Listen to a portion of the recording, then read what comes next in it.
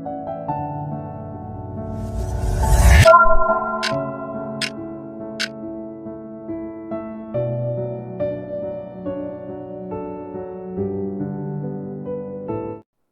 اللہ الرحمن الرحیم۔ اللہ کے نام سے شروع جو بڑا مہربان نہایت رحم کرنے والا ہے۔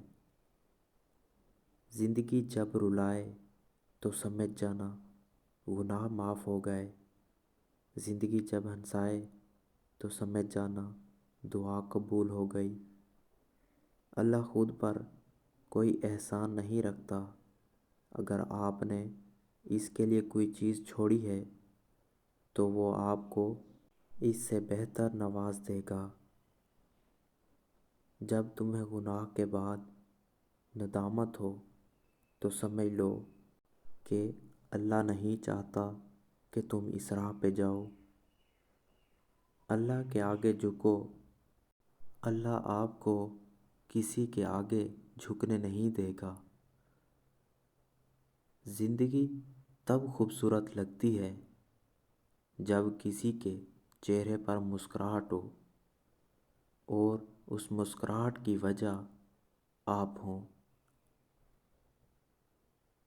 جب درد بڑھنے لگے اور کچھ بھی سمجھ نہ آئے تو اپنے رب کی طرف چلے جاؤ، کیونکہ دلوں کو سکون اس کی یاد میں ہے۔ جب عبادت سکون دینے لگے تو سمجھ جاؤ کہ اللہ تم سے راضی ہے۔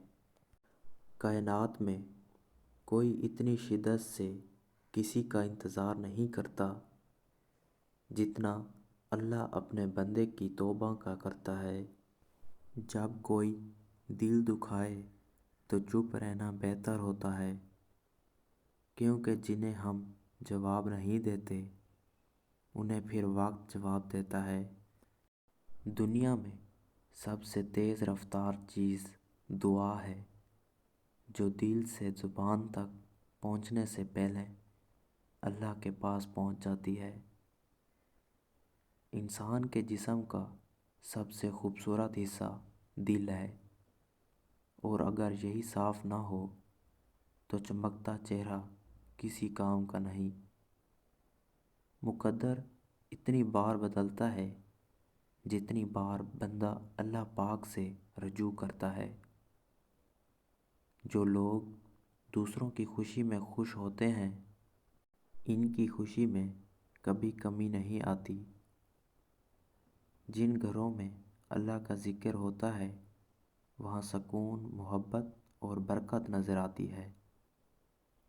اگر تم غلطیاں نہیں کرو گے تو کیسے پتہ چلے گا کہ کون تمہارے گرنے کا انتظار کر رہا ہے؟ وقت اچھا ہو یا برا، اللہ کبھی بھی کسی کا ساتھ نہیں چھوڑتا۔ برے سلوک کا بہترین جواب اچھا سلوک، اور جہالت کا بہترین جواب خاموشی ہے۔ اللہ کی راہ میں کوشش کرو اور کبھی پیچھے نہ ہٹو، کیونکہ اللہ نے تم سے کوشش مانگی ہے، نتیجہ نہیں۔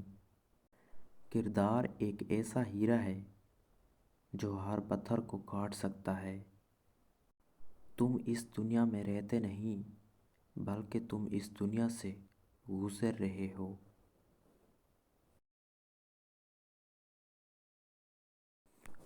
بڑا بننے سے پہلے چھوٹا بنو، کیونکہ بڑی بڑی عمارتوں کی بنیاد چھوٹی چھوٹی اینٹوں سے بنی ہوتی ہے۔ جو پڑھ نہیں سکتا اور جو پڑھتا نہیں، دونوں یکساں طور پر جاہل رہتے ہیں۔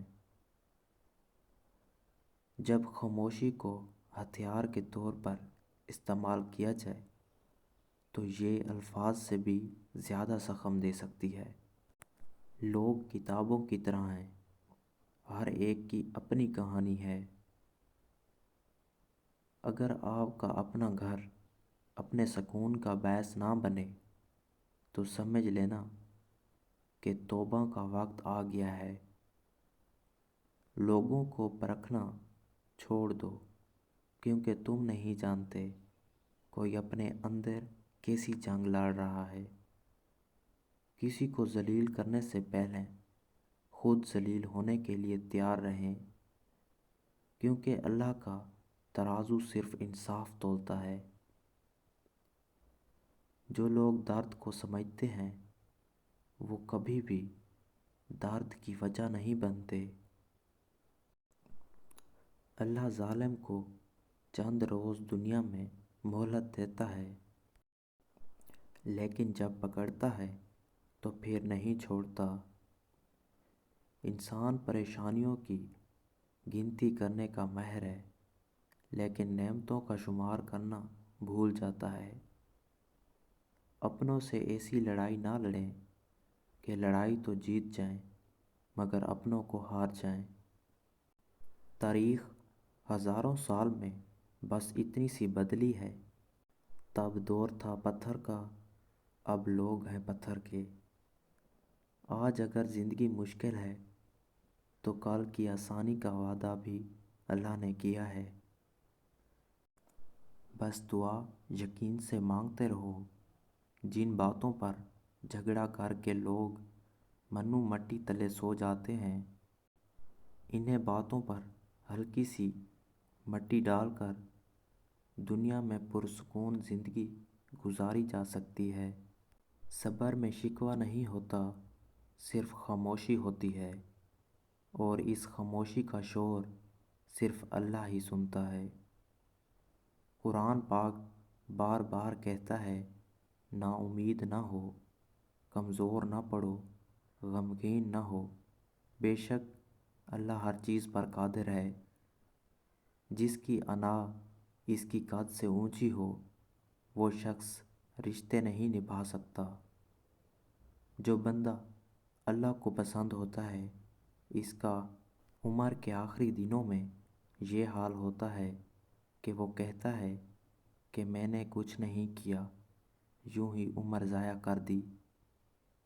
عقل مند اور بے وقوفوں میں کچھ نہ کچھ عیب ضرور ہوتا ہے۔